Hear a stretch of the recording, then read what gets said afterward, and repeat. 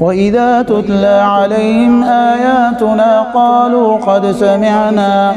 لو نشاء لقلنا مثل هذا إن هذا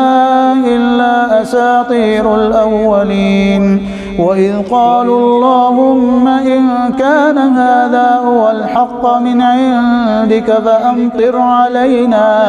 فأمطر علينا حجارة من السماء أو ائتنا بعذاب أليم وما كان الله ليعذبهم وأنت فيهم وما كان الله معذبهم وهم يستغفرون وما لهم ألا يعذبهم الله وهم يصدون عن المسجد الحرام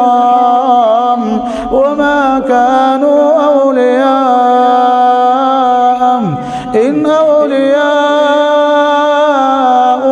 إلا المتقون إن أولياؤه إلا المتقون ولكن أكثرهم لا يعلمون وما كان صلاتهم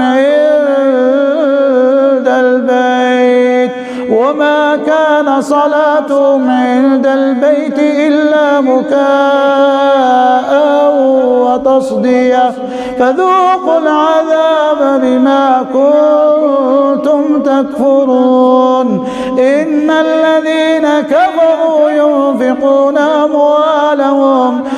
الذين كفروا ينفقون أموالهم ليصدوا عن سبيل الله فسينفقونها ثم تكون عليهم حسرة ثم يغلبون والذين كفروا إلى جهنم يحشرون ليميز الله الخبيث من الطيب ويجعل الخبيث بعضه على بعض فيركمه جميعا فيجعله في جهنم أولئك هم الخاسرون قل للذين كفروا إن ينتهوا يغفر لهم ما قد سلف وإن يعودوا فقد مضت سنة الأولين وقاتلوهم حتى لا تكون فتنة ويكون الدين كله لله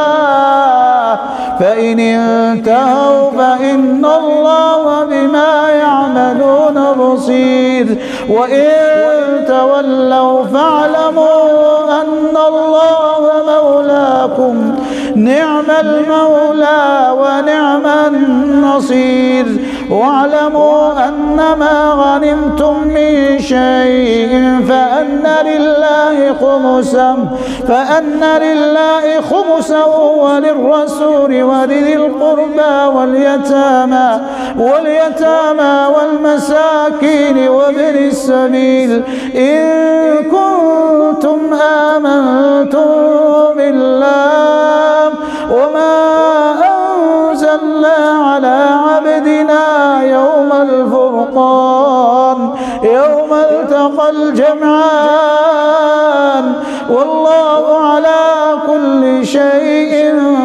قدير إذ أنتم بالعدوة الدنيا وهم بالعدوة القصوى والركب أسفل منكم ولو تواعدتم لاختلفتم في الميعاد ولكن ليقضي الله أمرا كان مفعولا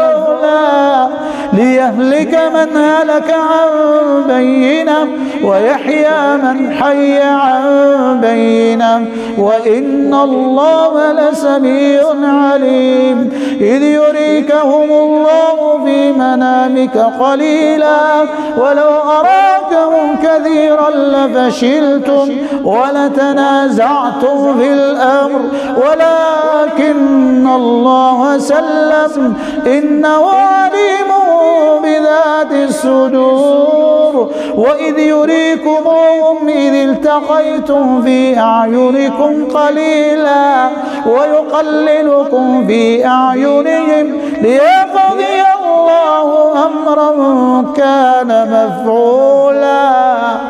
وإلى الله ترجعون.